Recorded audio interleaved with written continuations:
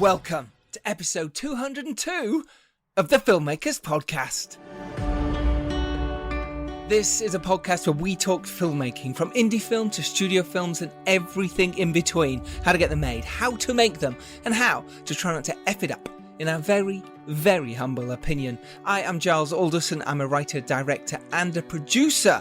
And today on the show, we have the fantastic Christopher Vogler. Now, Christopher is the writer of the amazing book, The Writer's Journey, and he sits down with myself and my co-host today, Matthew Butler-Hart, to talk all about the hero's journey and Christopher's 12 steps that he created to making story.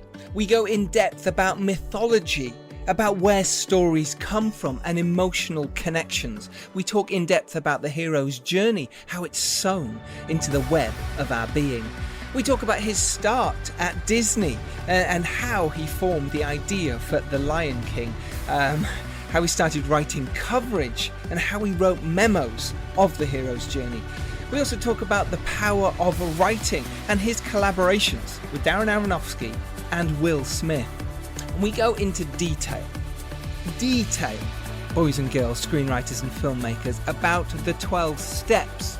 He also gives you some amazing tips and advice along the way. Screenwriters, filmmakers, you're gonna love this. Christopher Vogler's amazing book, The Writer's Journey, Mythic Structure for Writers, is available now. Get your eyes on it. Thank you so much for listening. I really, really appreciate your time. So obviously this episode is with Christopher Vogler, who has helped so many screenwriters in Hollywood. But do you want to write for Hollywood? Of course you do. That's why you're listening to this. Because this episode is sponsored by Screencraft Screenwriting Fellowship, which is now accepting applications from emerging screenwriters worldwide. And you can apply with a feature script or a TV pilot script. The 3 winning writers chosen by the Screencraft Fellowship will receive a week of mentorship and personal introductions to managers, agents, studio execs, and producers. So, past Screencraft winners have signed with top management companies, including Netflix, Amazon, Universal, CBS, Disney, and Warner Brothers. So screenwriters out there, you can apply before the February deadline at screencraft.org/fellowship. It really is worth checking them out. And you can learn more about how Screencraft can help you with your career goals at screencraft.org. The links to all these are in the show notes. So let's get to today's episode with myself and my co-host Matthew Butler-Hart, who has directed the films Two Down and The Isle, and very recently, Infinitum, Subject Unknown. He'll be on very soon with Tori Butler-Hart to tell you all about how they made that movie, just the two of them, in lockdown in their house. I cannot wait. It also stars Ian McKellen. I can't wait for the stories behind this. But anyway, he's co-hosting with me today. Sit back, relax, and listen to the amazing Christopher Vogler talk all about the writer's journey. Enjoy. Hello, Chris. How are you, buddy? I'm well. Is this Giles? Yes, this is Giles. Chris, thank you so much for joining us on the Filmmakers Podcast. How are you doing? Doing very well this morning. Thanks. Yeah. Great. Joining us as well is Matthew Butler-Hart. He's also a filmmaker, director, and screenwriter. Hello, everyone. Great. Which is wonderful. My people.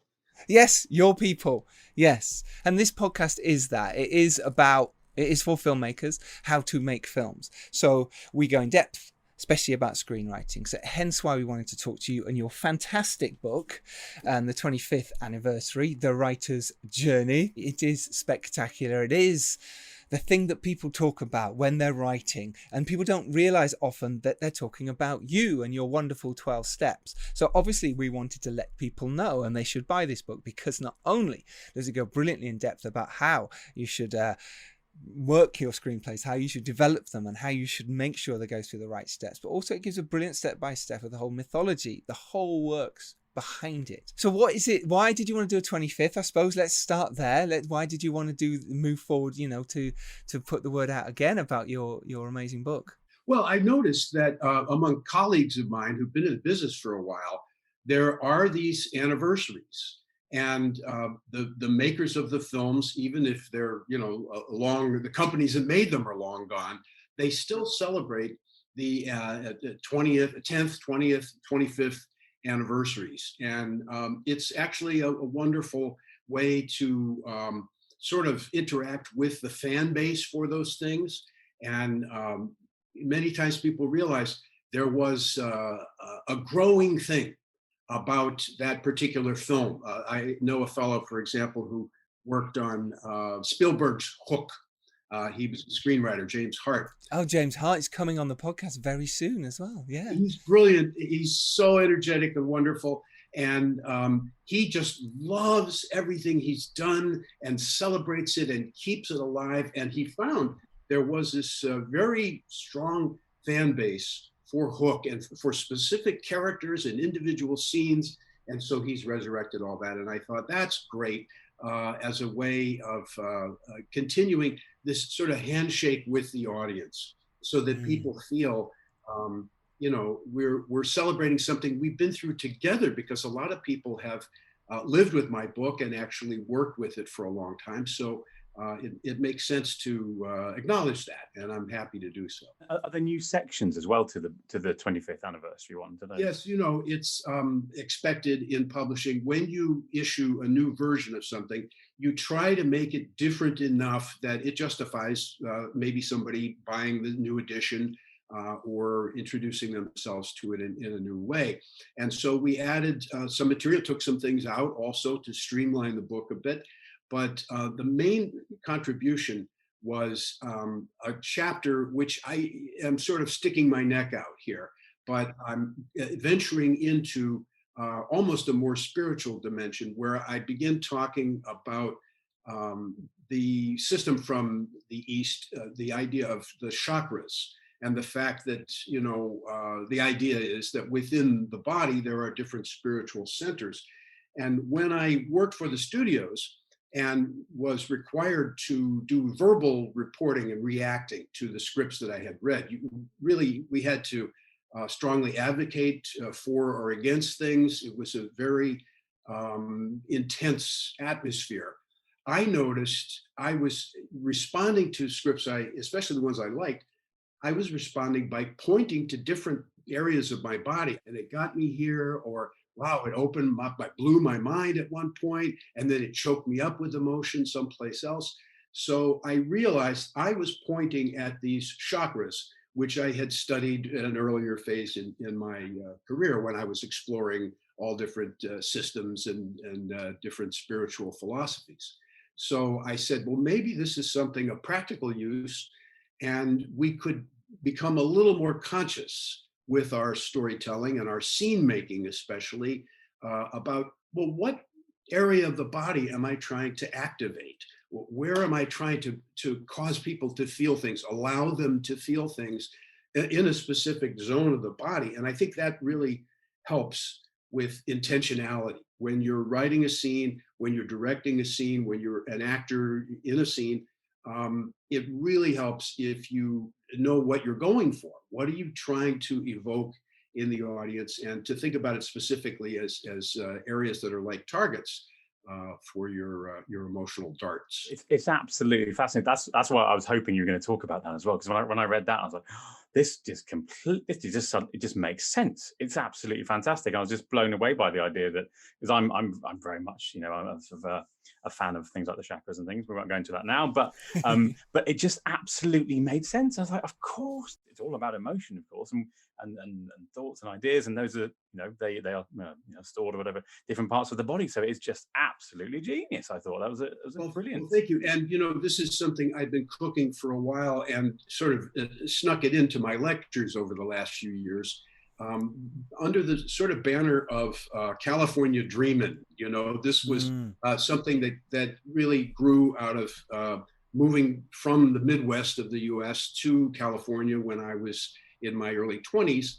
And I sort of took to the California way of thinking and looked at things as we did back in the hippie days, as everything is all about vibrations. Everything around us is vibrating, and we had these great songs like the Beach Boys, about good vibrations. Mm. And I realized there was really something to that, and that it could actually be something useful. And it's not for everyone. I found that out.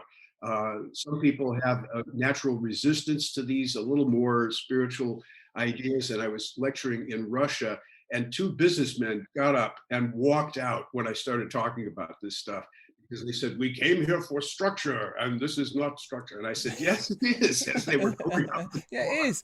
It's just vibing structure. This is just vibrating structure. Yeah, it's totally fine.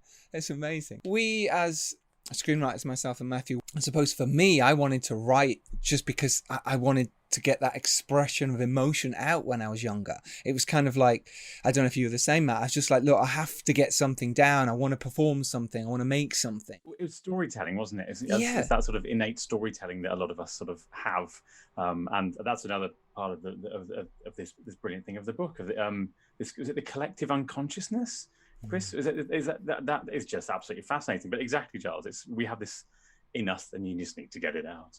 And we do, and we go, okay, well, how am I going to put this to make sense? And I think for me, it comes down to watching stories and hearing stories our whole lives. From when we were babies, even when we were in the tummy, someone would tell you a story. It was always the beginning, middle, and an end. It was always a good and a baddie, the hero's journey. It always was, but we never really knew what it was or the structure. So when I started to write plays, I already had that in my mind. It was in our psyche. We as humans, when we watch something, want the beginning, middle, and an end. And I wondered where it came from for you. How did you start this? Where was it? Like you said there, you were in your 20s and you were going through the sort of hippie stage and the vibration stage. What was the point where you went, I know, I'm going to create this 12-step platform? Was there a specific moment, or did it develop over time? Well, it certainly developed over time, and I can trace it back to the things you're talking about. Certainly, I was one of the lucky ones who was read tales by my mother and my grandmother. And even as a little kid, 5 years old, I was already doing this sort of analytical processing of them. I treated them as sort of mental laboratories where I could try out ideas of what if there were giants, what if you could become invisible, what if you could fly through the air on a magic carpet, all of those things. And, you know, to me, they were real or even hyper real. And so I was following that thread, and also noticing that those kind of stories, and then in the movies, adventure tales and supernatural things, all those caused me to vibrate. And I mean that quite literally. It was like my tail was shaking, wagging like a dog almost. My whole system responded to those things. And so, of course, I wanted to figure out how that all works. But the real trigger for it was when I was in film school in my 20s, I had sort of a conjunction of things. One was I encountered the work of this man, Joseph Campbell, who was a big influence on me, and whose ideas I really took and translated into the language of film, because he was not speaking about movies, he was speaking about mythology and psychology. But I found it to be, you know, a door opening that said, here is a wonderful system from anthropology, really, that can be applied, turned over to work in making commercial movies. And just about that time, as I was opening up these ideas, the first Star Wars movie came out and endorsed everything that I had been reading and thinking. And I realized instantly, as soon as I saw the first screening, I said, Campbell and Lucas have met somewhere. And apparently Lucas had read Campbell's work, and eventually they did meet. But he sort of jumped ahead of me by a decade or so by taking these theoretical ideas and applying them to commercial filmmaking. And it seemed to me brilliant application, and also something that was not limited only to the fantastic. I thought this was something which had real practical applications for any kind of storytelling, for comedies, for dramas, you name it, biographies. It really seemed to fit or to support all those kinds of storytelling. So then I set out, when I got into the film business, I set out testing that. And I had the fortune of being in the side of the business where I had to read a lot of material to evaluate it for the studios and write reports saying whether this was worthy of the studio's time or not. And so I had a battery of thousands of examples to compare. And out of that, eventually I was able to write the book because I had such a generous sampling of all the possibilities, you know, and I tried to make the book comprehensive that way, that I tried as hard as I could to think of every possible variation of storytelling and still fit it within my framework of mythology. Such a huge amount of work has gone into this idea. It's extraordinary. And you can feel it when you're reading it. This is not just sort of an idea that's appeared over the last couple of years. This is, you know, been ruminating and, you know, for a long time. It's extraordinary. You can sort of feel the weight behind it. Well, and there was another aspect to it, which is that I felt I was really not inventing something, but tapping into a vein that already existed. And I feel very strongly, this is one of the more spiritual sides of it, I guess, but I feel very strongly that the hero's journey, which is the kind of blanket or umbrella name over all of these ideas, that the hero's journey is something that exists someplace in the mind of God as the Platonic form. I think it really exists and was laid down maybe by our ancestors, or maybe it's just woven into the web of creation, but it's something to me that's very real and has applications in storytelling, yes, but also in politics and the arts and literature, philosophy, and all these other different aspects. So it's a rich body. And I just felt, along with Campbell, I felt I had spotted some huge dragon in the forest, and I couldn't see all of it at once. It was too big, but I could make out, oh, there's a giant foot coming down, and there's a huge piece of the neck, and there's a bit of the tail. And I tried to stitch together a picture of it as best I could, but it's so big that you know, nobody will ever get to the bottom of it. Yeah, that's good. Have you been doing stuff all day, Chris? Or that's morning there for you. Have you been doing quite a lot of press recently for this launch? Yes, well, in this time of COVID and crisis and so forth, it has been a busy time for me. I have found a wonderful platform. This is a happy medium for me.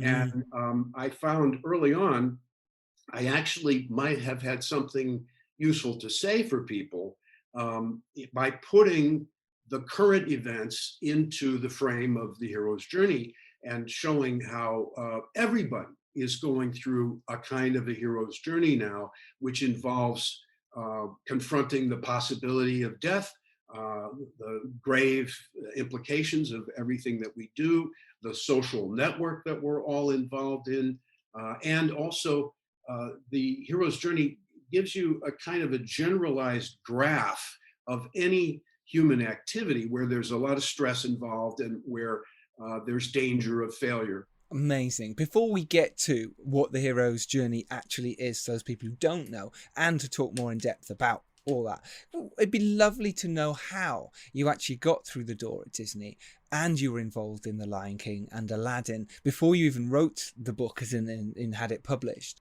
Yes, I found a pathway in school, actually, which was through one class. Actually, there were two classes that were influential. One was a class in film noir, just a film studies class.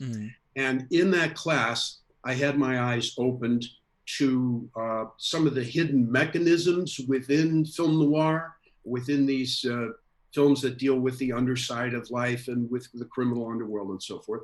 That is a kind of a philosophical system. And in that class, I was directed by a teacher to read The Hero with a Thousand Faces, which is Campbell's book, his main book that deals with this hero's journey idea. And so that opened up a huge door for me into the thinking. And then the career path was in another class called Story Analysis for Film and TV. And this was about all the different ways that the studio communicates with itself, so to speak, how they write memos to each other, how they write reports about the scripts that are going to be developed, how they make decisions, how they shape the picture. Once the screenwriters have gone to work, there's a lot of shaping that goes on, which they call development. So that course opened me up to, all right, there's a career path I might take, because I did well at that sort of critical writing. And my path to getting the first jobs at the studio was simply, I went to the local drugstore and I bought a copy of the latest Stephen King novel, which was called Salem's Lot at that time, which was a vampire movie. And it's been made into a TV movie and later into a feature film. So I wrote what is called coverage on that, which means you evaluate it as a potential movie. And so I wrote a synopsis and I wrote some recommendations, and I said, yeah, this is a good tale and it's got some great features, so why not make that into a film? And that was my calling card. So I went around to the studios with that one sample in my hand, and off the strength of that was able to get some entry-level jobs where they said, okay, here's 5 scripts, and you get $50 a script to write these reports. And I just kept stair-stepping on that and getting it to a little higher position, a little more trust, until eventually I got into the union, and there is a union for this kind of work. That set me up at 20th Century Fox for a couple of years as they were doing the Star Wars sequels. And I wasn't really involved in those, but saw all that going on, and then switched over to Disney at a certain point. And I actually labored in the trenches out of sight for a few years. And then I started becoming more of a utility player, somebody who was useful for specific tasks within Disney. They knew they could throw stuff at me and I could respond quickly. Like they would come to me with great urgency at 10 in the morning and say, we have a meeting at 1 o'clock and we have to know what holidays are associated with trolls in Norway. I would have to rack my brain, my memory, my research. I had a good research library. Because there was no internet back then, of course, so you can't just go, oh, no worries, I'll dive in. This has to be research. I can say this with great confidence that I was Google before there was Google. Yes. I was the studio search engine. All things myth. Brilliant. Yeah, it might take me a little longer than Google, but by noon, I had their answer. That sort of thing led to building a reputation, and eventually they trusted me with more stuff. And actually, the doorway into working on The Lion King was plagiarism. Somebody took of course. A memo I had written. I took Campbell's ideas and squashed them down into about an 8-page memo, which I passed around the studio, and it became sort of a viral thing, again, in anticipation of technical things that would come later. This was like a computer virus that went all around the mind of Hollywood by the simple tools of faxes and Xerox machines and so forth. This little memo became part of the thinking of Hollywood. And eventually someone at Disney, an executive in the hierarchy, plagiarized it, took my name off the cover, put his name on, and submitted it to the top levels of the company. And because I had salted it around carefully, many people in the meetings knew that guy didn't write it. This other fellow Vogler wrote that. So the word came back to me quickly, and I put my hand up gently and said, hey, that's actually mine, not that other guy's. And the head of the company at that time, the head of production, Jeffrey Katzenberg, called me immediately and said, I see what happened. I know what to do with you. You belong with animation. They're getting wheeled up for more production now, and they're working on something about lions in Africa. Go over there and talk to them. And so I went to see them thinking I would have to sell them on my hero's journey idea. But I walked in, and in the outer hallway, as you entered, they had a cork board put up, as they use in animation. And they had the whole story of The Lion King outlined according to my hero's journey. They had already applied it. Wow. So this memo had done footwork for me in advance. And it's something I point out to people, that the power of writing is enormous. The power it can put in your hands, even to write something 8 pages long, can actually topple over the thinking of a huge institution like Hollywood. And it really did work that way. And oh yeah, I mean, its influence is just huge when you start sort of thinking about all the films in the last sort of 30 years. It's in everything. It's extraordinary. yeah, I can't say that it is pure cause and effect. I think the more fair way to say it is that the two things evolve side by side. That my sort of formal statement of it was convenient to communicate it to a lot of people. And then the movies sort of evolved in that direction, especially by diving into this fountain of material from comic books that happened to match it very well. So, I don't want to say that I caused all of this, but they certainly rhyme. Let's put it that way. Yeah, you had an influence, and in a brilliant way. Can you remember the moment sort of where you felt that things were moving well for you after that stage? Like you say, what a great moment. But then you were working on Lion King and Aladdin, and then you carried on working on some other amazing films.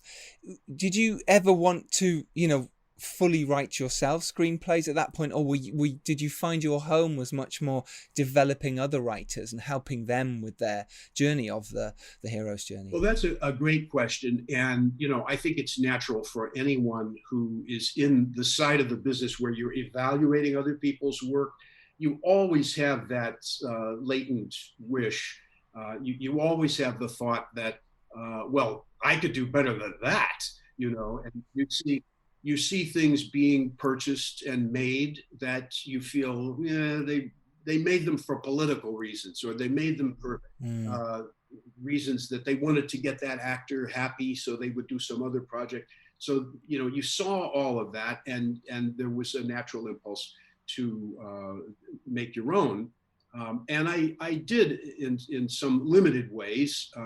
My biggest achievement, I guess, is I wrote the script for an animated feature that was made in Europe called Jester Till, which was about a real character who lived in the 1300s named Till Eulenspiegel, who is a famous character in Europe, mostly in German-speaking countries. And he was sort of the class clown of his day. He went from town to town making fun of everybody. He was a lot like Sacha Baron Cohen. He created these identities, or he would pretend to be something and do it in an exaggerated way that would make fun of all the institutions. So I did, touch the bell that one time as the screenwriter on that piece. And then I've contributed to lots of other things.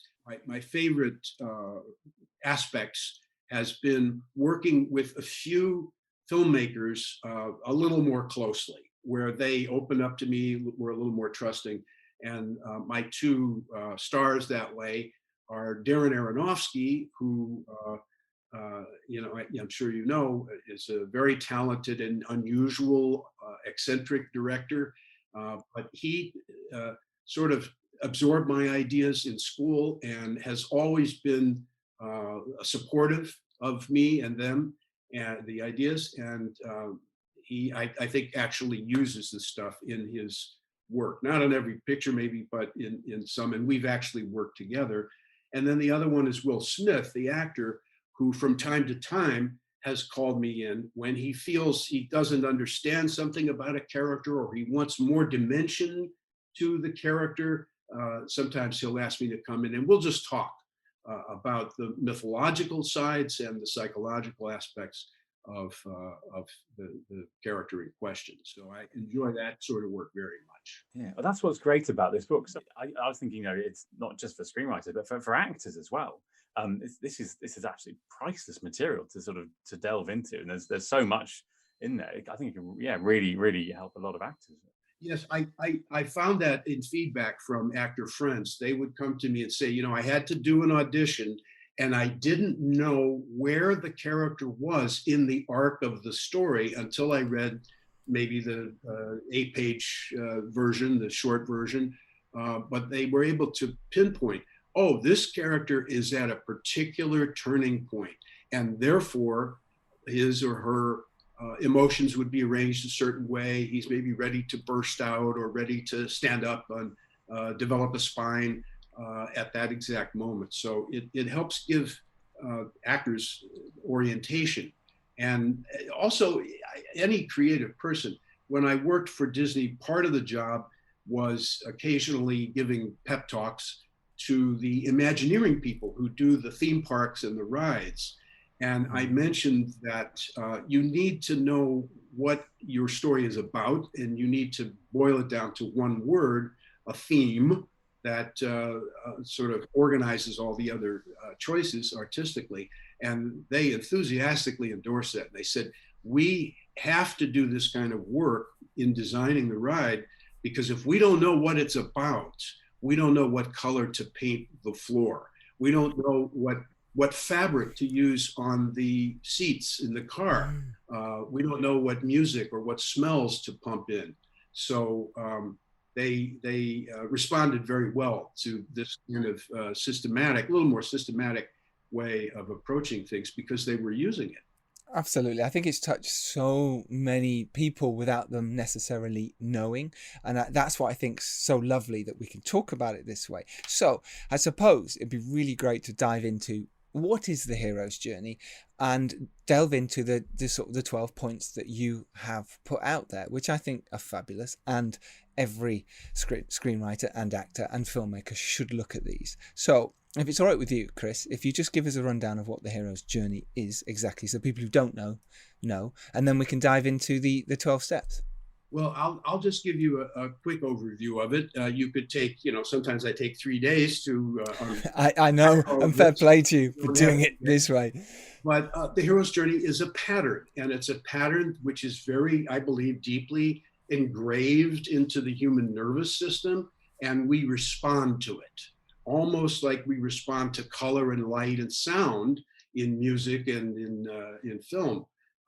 It's another aesthetic trigger for us. And the pattern basically is a metaphor. This is how Campbell looked at mythology. He said every myth is a metaphor for something, and people take stories in as metaphors for their own lives, that every story is really in some way about me. And if it's not about me, I don't care, and I just check out. So the story has to touch, or slice through some part of your life for you to feel engaged. And the hero's journey is one way that creates a metaphor, the metaphor of travel, of going on a journey, which almost everybody can relate to, because we've all been through journeys or travel or changes of condition that are challenging, and where we almost fell into a hole, or we nearly had an accident, or some exciting thing sort of dramatizes it for us. But I took Campbell's ideas, which are it's very complex. His system is really sort of for experts, and it takes a while to decode him. So I did that work, and I tried to restate it in a way that was clear and simple and practical, useful for writers. And I called that first iteration, the 8-page memo that I wrote, I called that the practical guide to the hero with 1,000 faces. So I was referring back to Campbell's work, but I reduced it to 12 steps, where he might have 16, or sometimes he has 32, because he's looking at every little possibility. But the first step is simply the ordinary world that the hero exists in. And you need this as a baseline, so we know who they are, a little bit about what they want or what's missing from their lives sometimes, and how they relate to their background. Most of the time they're uncomfortable and they want to get out of there, or they sense something's wrong and they're waiting for the signal. The second stage, the call to adventure, is that signal. And it says, and it's necessary in every story, for there to be some kind of bell that's rung or a horn that's blown that says there's a journey at hand and we've got to make some change. And this might be difficult. It might be dangerous. So the next stage is the reaction to that, stage 3, the refusal of the call, where it's very common, typical for heroes to say, even very briefly, to say, I don't think so, not for me, not today, I've already done this. You know, there's this long list of excuses that they give, or really good reasons sometimes. Well, I did this before and it was a mess and I'm never going in there again. Absolutely. Yes, yes. But they still go, go on then, I will go do it. Some inciting thing makes them do it. Yes. So, and sometimes it's played as a little joke or a cliche that they say, no, I won't do it. And then the next scene you just cut and there they are doing the thing they wouldn't do. And the audience plugs in all of the hemming and hawing and the arguing that gets them there. But sometimes it is a long phase and might extend through the whole story where there's doubt, like in Hamlet. He's debating whether to take action all the way almost to the end.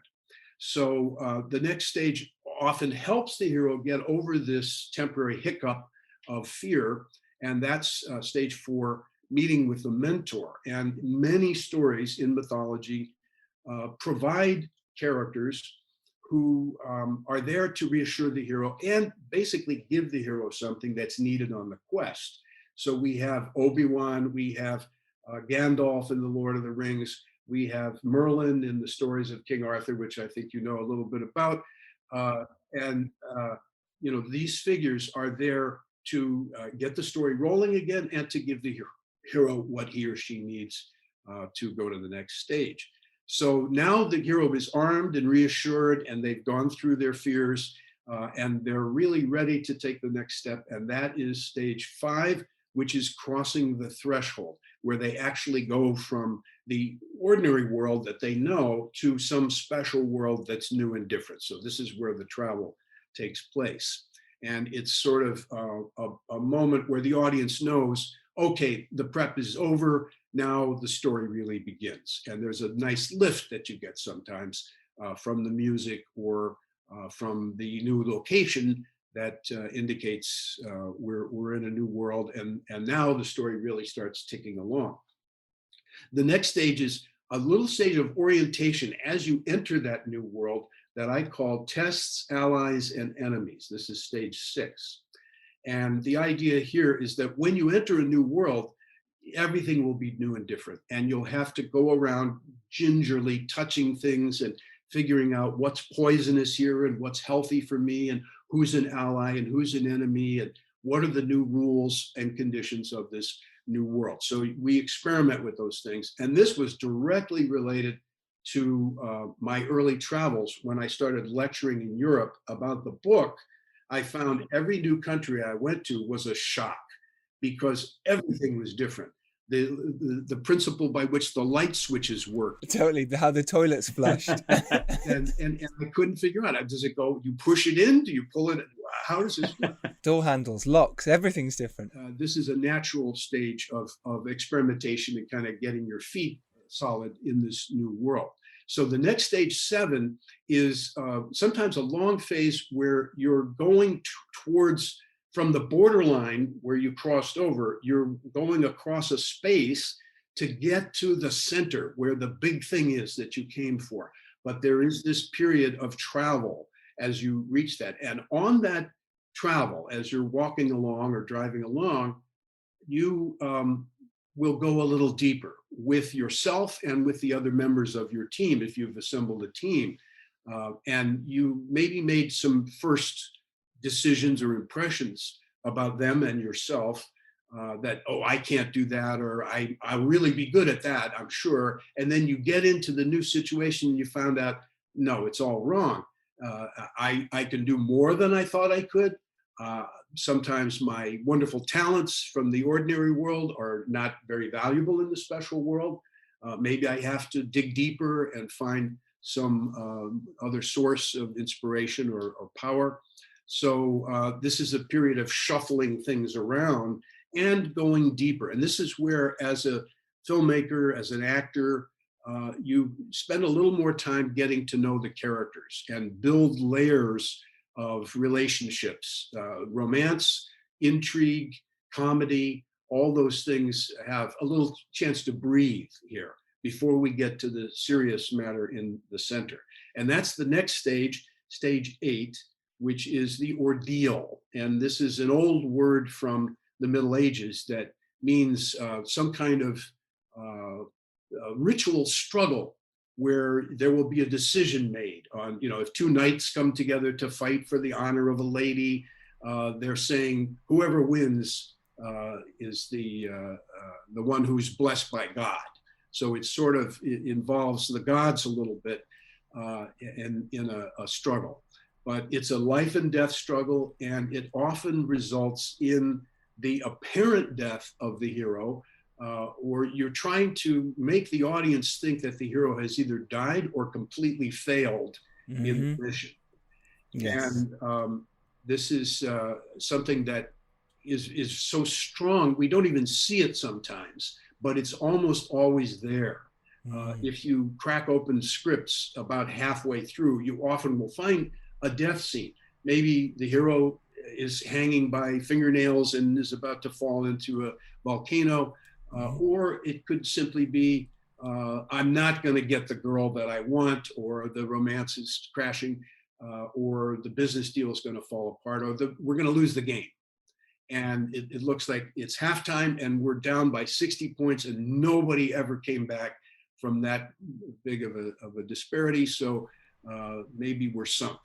And you want the audience to entertain that possibility and go down and actually be depressed for a little while, but then you bring them back and the hero is reborn. The team comes back and starts, they find their feet and they start to fight back. And so there's a lift that happens. So this is what you want. You want to depress the audience a little with the threat of death, and then let them rejoice when the hero comes back to full operation. So that also laps over into the next stage 9, which is the reward. And that's the payoff of this lift that you get for facing your fears. That's really what stage 8 is about. And then you get the treasure. The treasure might be your birthright. It might be some better understanding about yourself that helps you going forward, to see yourself more clearly. And the very interesting thing I noticed is a concentration of a certain kind of scene. And you see this all through the pattern, that certain kinds of scenes show up.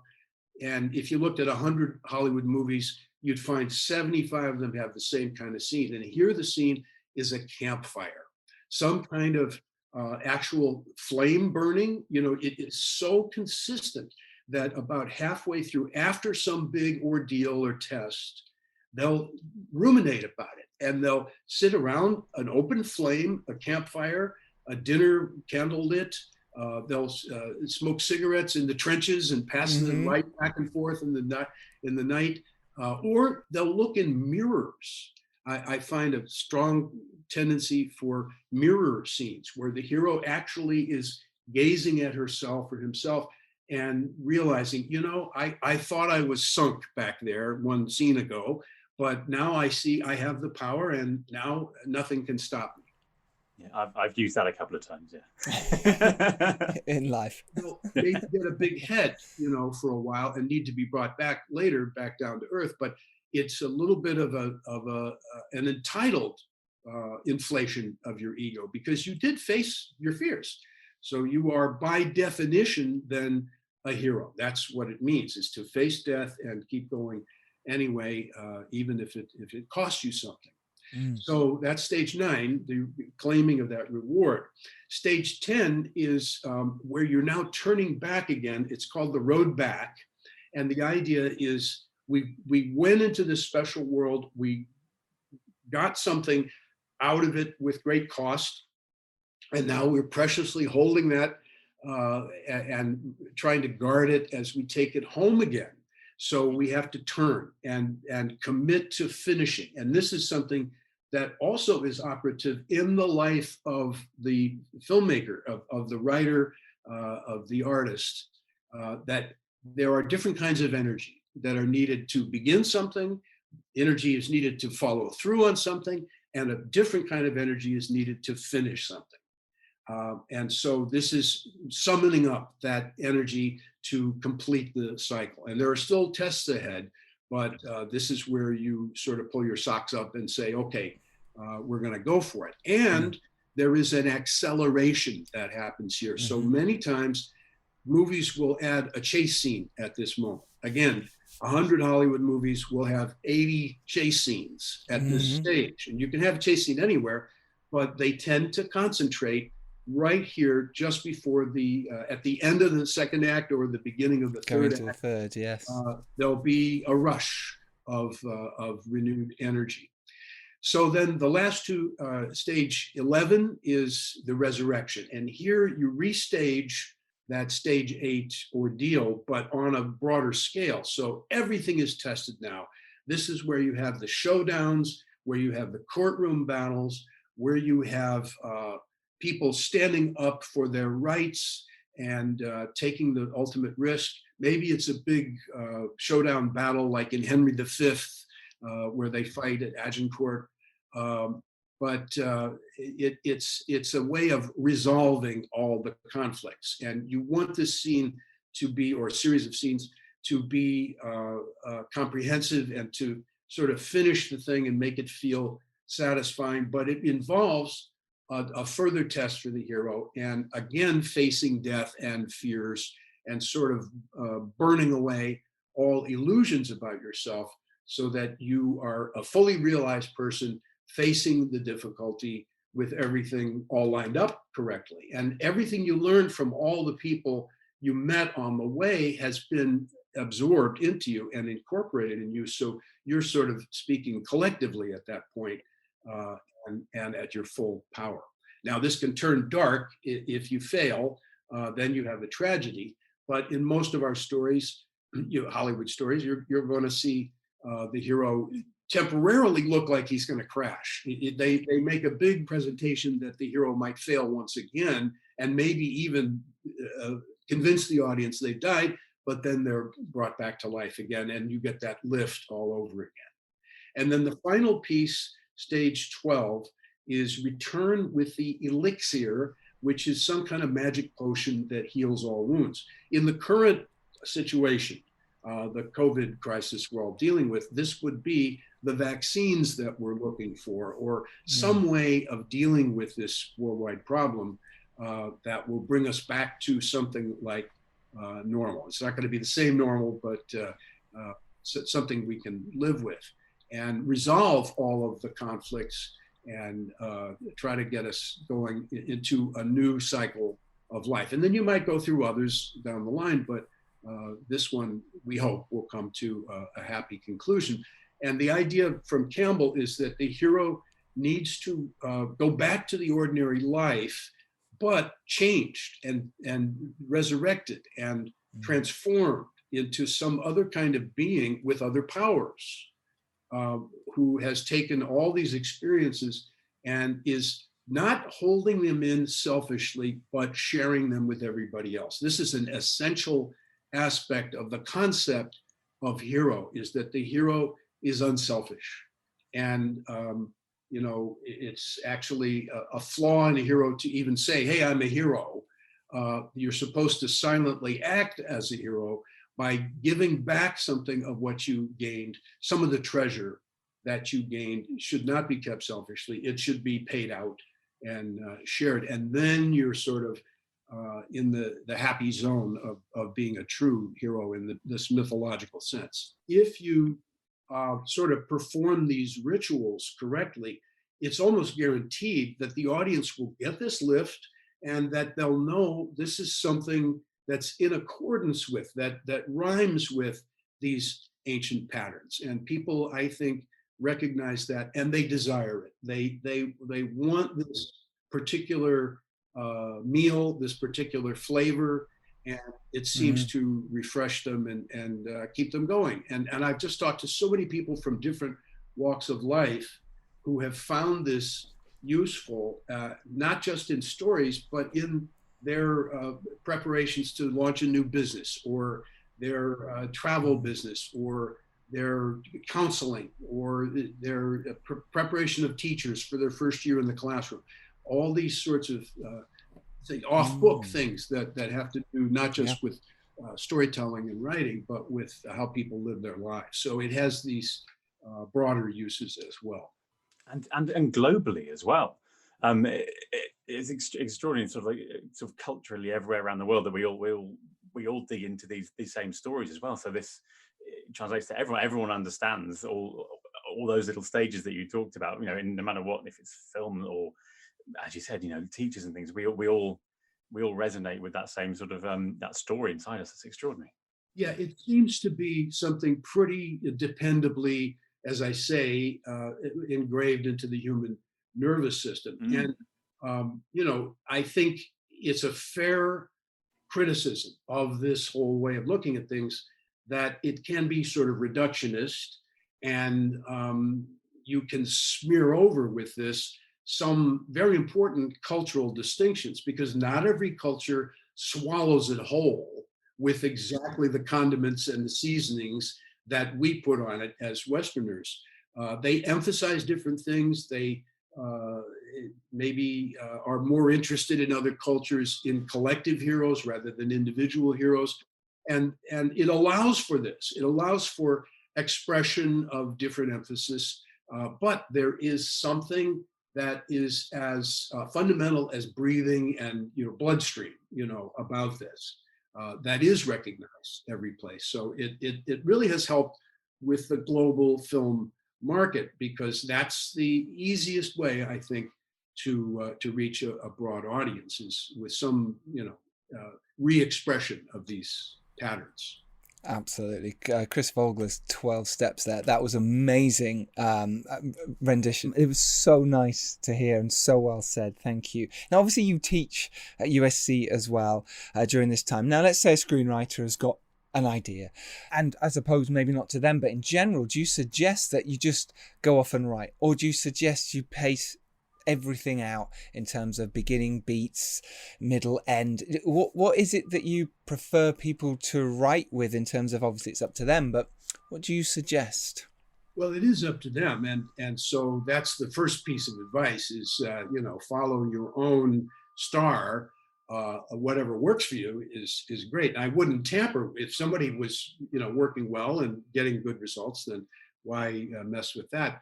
But I see it, for most people, as something that advances and recedes. And there are times, for instance, in the early stages, where it is useful to have that maybe 12 or so points at hand, and see, can I roughly fit my idea? Like, I got an idea. I saw a scene. I was on the bus and I saw two people walking along on the sidewalk, and it made me think of this whole idea. It just kind of bursts into people's heads sometimes. So then you take it and you test it and see, can I more or less fit it in? And then push all that aside and write, and let it come from the non-editorial creative side that doesn't have any commentary or judgment for a period of time. And then you come back again and evaluate. And I think that is really, more than anything, a matter of listening to your body, because this is what I've learned reading 10,000, 20,000 scripts. I learned to pay attention to the signals my body was sending me. And I knew it was bad or not engaging, because my body would literally get numb in places. And as I'm reading down the page, by the time I get to the bottom of the page, I'm asleep, and I have to put myself back again. So I know that script is not engaging me for some reason. There's something missing. So that's when you might go back to the system and check it and just see, oh, well, yes, I didn't connect this up, or I didn't have something in the middle that raises questions about, will the hero survive or not? So it's useful for checking at some points as you go. And I know some people use it very formally and we'll even go so far as to put it into the script. Okay, stage one, we're at the ordinary world. This is called the adventure. And I don't recommend that, because I think that is becoming overly conscious, and the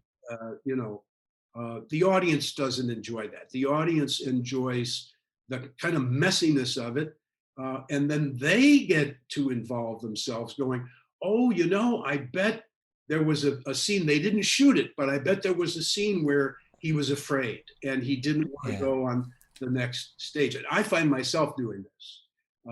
In some of Hitchcock's movies, he will suggest something and then walk away from it. And I have to do some work as a viewer to fill in. Why was Cary Grant so nervous about women in that picture? Mm-hmm. And so I'll invent something.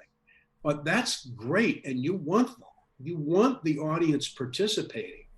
So as a way of fighting against this being a formula or something too predictable, I recommend this. Know this form, but every time you use it, set out to break one of the pieces of it purposefully. You leave something out. You repeat something where the form only calls for it to show up once. For instance, the form calls for there to be a mentor who guides the hero and gives the hero something. Well, what if there isn't one of those? What does that do to the hero? It makes the hero feel very isolated and alone, and that's sympathetic. So sometimes it can buy you something to dismiss some aspect of it. And then the audience can fill that stuff in, or wish that they could speak to the hero. I mean, it's as personal as that sometimes you're allowing people to participate to the point where they want to shout at the screen and go, oh, you poor baby, here's all you need. It's right there. Absolutely. And it is good that we can break that up, and our minds do see stuff. When we watch a movie, we piece it together because of all the movies we've seen, because of all the beginning, middle and ends, and the 12 steps that we have seen without knowing it. It's often sort of more powerful as well. The things that we can create in our own minds are sometimes a lot better than anything we can put on the screen. I've always shied away from a lot of screenwriting books until now, because I was always worried about getting stuck in a formula. And what's amazing about this is that you, as you just said, you can take little bits away and you can make it your own, and it's so refreshing to hear and read that as well. It's fantastic. I honestly wish I'd read this 10 years ago. I think I would have made some very different choices. I place a high value on all the mistakes or the odd choices that you've made. Those help make you too, and then come back to you when you do become a little more conscious, because that's really what we're talking about, is moving up these things which everybody knows on some level, because we've seen so many films and it's hardwired into our nervous system. But for filmmakers in this age, we have all lifted up these ideas into consciousness a little bit more. And it's even in the consciousness of the audience now. They're more self-aware of how bread is made, and they participate more than they used to with fan fiction and all these other ways they have of joining in the game. So they have become conscious of it. But as I say, I think it's something that rises and falls in your consciousness. And at times it's good to let it drift away or suppress it, and just go from the guts, from the raw asphalt of your being, bring something up, and then you can test it and order it as you wish. It's just such a wonderful thing, and like Matt said, it's something amazing you've created, and it, like say, you can take a bit of it or not take it away, and that's what's wonderful. And I highly recommend this book. I really do. I think it's great for screenwriters, filmmakers. You don't have to be a screenwriter or an actor as well. I really do, and well done. Is there anywhere people can find you on the socials, and then also hear you talk more about this, because I'm sure people would want more? Well, I'm on Facebook under my name, and I have a WordPress blog, Chris Vogler Writer's Journey. Amazing. So finally then, if you can, if there is anything else you could give, tips to filmmakers now, or looking back at your life as the younger you, is there anything tips-wise you would give to someone who's starting out or making a second, third, fourth movie right now? Well, I think it's a wonderful exercise at some stage in your development to read a lot of screenplays, and reading in general, reading mythology is a great exercise. You could take almost any children's book about mythology and just flip it open and stick your finger on a paragraph, and you'll find yourself in a wonderful chain of connections, how one myth connects with the other myths. And it kind of opens up and changes your thinking about things. So that's one tip. The other thing is just a general thing for the day-to-day composition of scenes. I like to do a little kind of meditation, which is to imagine myself on an elevator. I close my eyes, I take some deep breaths, and then I begin descending in this elevator, and I go maybe 10 cycles of in, out, deep breathing, until I imagine, okay, we've reached the lowest level, the elevator doors open, and I'm in a screening room.